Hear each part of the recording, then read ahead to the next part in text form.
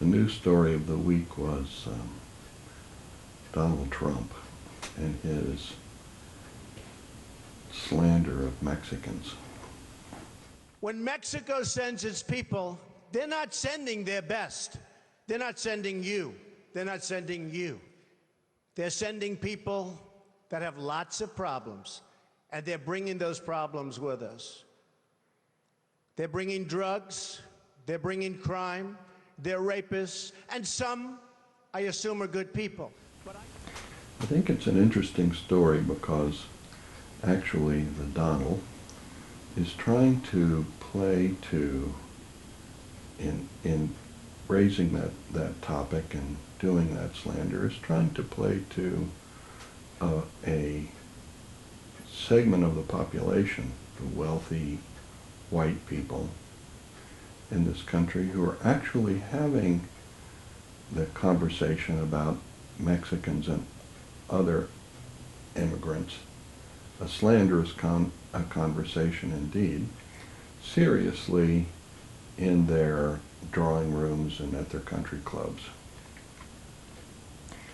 And, this is a topic that white people who are scared of losing the majority of the popular vote in this country are having, because they're really seriously trying to figure out how to stop the minority communities in the United States, the Mexicans, the Asians, and the African Americans, from dominating at least the popular vote side of the political equation.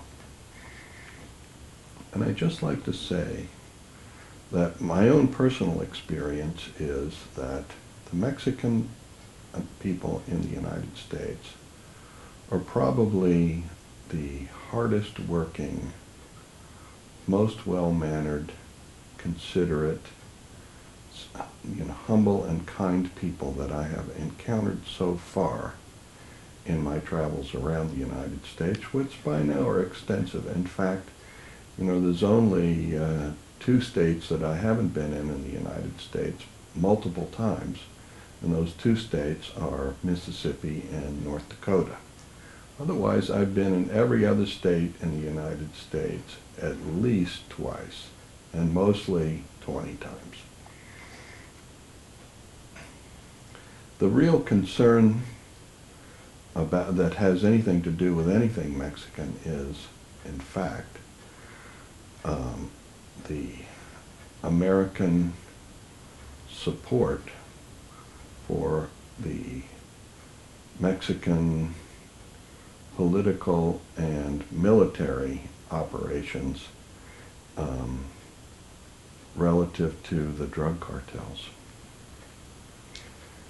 The biggest problem that we have with Mexico today is that we have a failed state on our southern border. A state that has failed in large measure because of the drug war.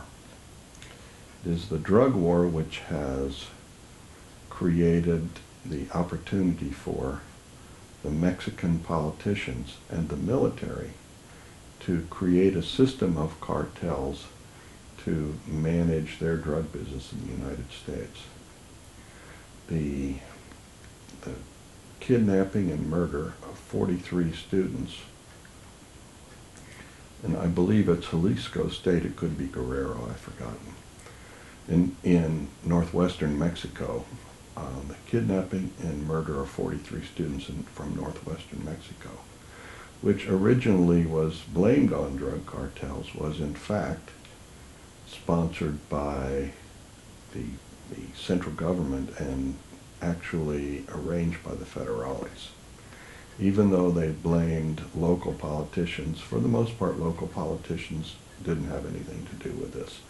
And my source on this topic is Glenn Grunwald, and The Intercept is the website, and they've done a 3-part investigative piece as part of a much larger investigation by journalists into the actual events that transpired that were, the reasons why 43 young people in Mexico were abducted and murdered. And in truth, these 43 students that were abducted and murdered for protesting about the human rights situation in Mexico, are just part of, and a tiny part of a huge and violent, extremely violent suppression of dissent against the government and their involvement in the drug business and the way in which, basically the 1% in Mexico is stealing everything that's not nailed down.